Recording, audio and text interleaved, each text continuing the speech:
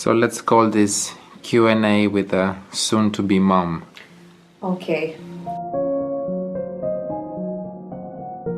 Question number 1. What's the meaning behind our baby's name? What's the meaning behind a baby's name? Okay, our baby's name is Zachariah Dilip Simandan. So let's start with his first name, Zachariah. His name is Zachariah, and Zachariah is a very special name in many ways because it's a name I believe God has given to our baby boy. I had personally no idea I was going to have a baby or a baby boy for that matter. And I think last year God spoke to me in a very special way when I was reading the Gospel of John, and especially when I was reading about the life of John the Baptist. So it was a time when I was confused, I was questioning God, and I was waiting for God to answer my prayer for a baby.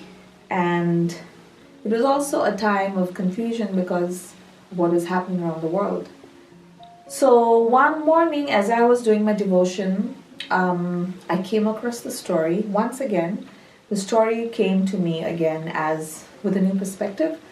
And as I was reading about the life of John the Baptist's parents, the priest Zachariah, and how he was, his wife was barren, and how before they had John the Baptist, he was praying and he was in the temple. And God came to him in the temple and said, "Your wife will bear you a son, and you are to name him John the Baptist, and he's going to be paving the way for the Lord's coming. It's going to pave the way for the Lord." And Zachariah was, God took away his voice. He was quiet. And it was a time when he saw God and he faced God and he got this promise from God, but his voice was taken away from him. And I think it was just a reminder for me that God was telling me that God was also going to give me a child. It's funny because he spoke to a man, the priest Zachariah, and I felt that God was speaking to me, and God said, this is a period of divine silence. And that was a period when Zachariah, John the Baptist's father, had to be quiet. He came out of the temple, he couldn't tell anyone, and his wife conceived, but it was all a period of silence, divine silence. And God told me, I'm going to give you a period of silence. And do not complain, do not talk about having a baby, do not, don't even think about having a baby for a while, and don't think about the thought of, when is your day of fertility, all of those things. Don't look at any apps, don't read anything, but just trust me. And I'm giving this divine period of silence. And I think it happened around, maybe the month of, again, it was maybe March, April, May, who knows. But I remember very clearly that morning that God spoke to me and God told me to be quiet and that he was going to take me through a moment of divine silence, that I was not to talk about this even to my husband, to your father. And I didn't tell anyone.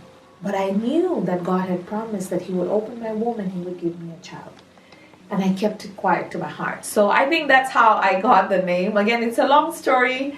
But when I looked up the name, and finally, when the doctor, fast forward, when the doctor found out, of course, we found out we had conceived. And when the doctor said it was going to be a boy, we hadn't thought of a name. We were ready with a name for a girl. So again, I went back to, my prayer, and I said, "Oh God, Lord, you spoke to me through the priest Zachariah." And I said, I'm curious to know what the name means. So when I looked it up, in Hebrew it means God remembers. So that was the name for me. And I told Mihnea, your dad, and I said, Mihnea, this is the name we should go for because God has remembered our prayer. And God had given me that period of silence, and now I can rejoice. And there's this beautiful verse on how Zechariah rejoices and gives praises to God. And his wife also opens up in hymn and praise to God. And that's how I felt.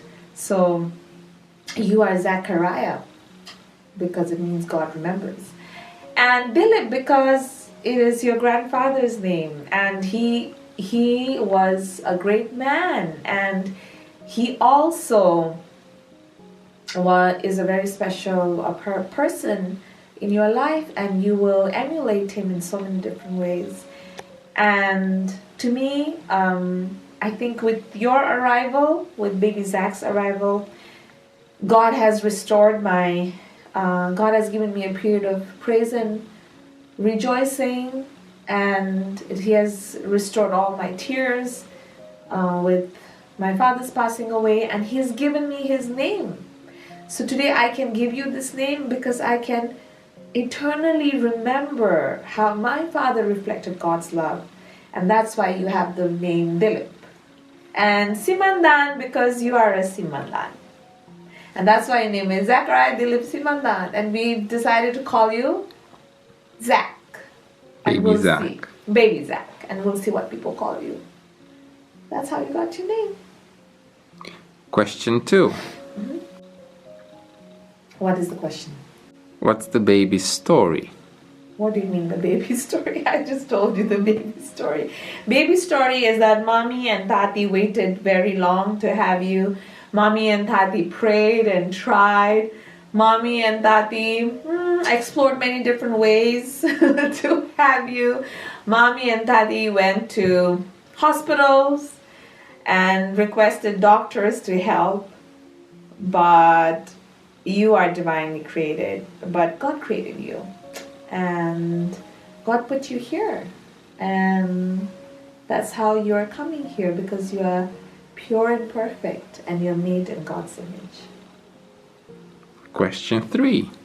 What values do we want to teach the baby?